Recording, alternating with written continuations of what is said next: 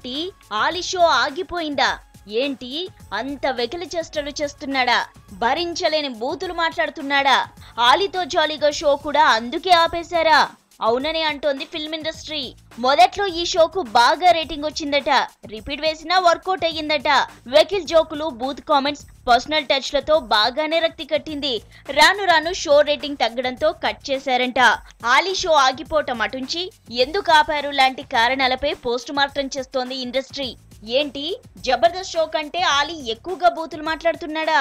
ఆ షో కంటే వెటకారాలు ఎక్కువయ్యాయా మనోడి షోలో?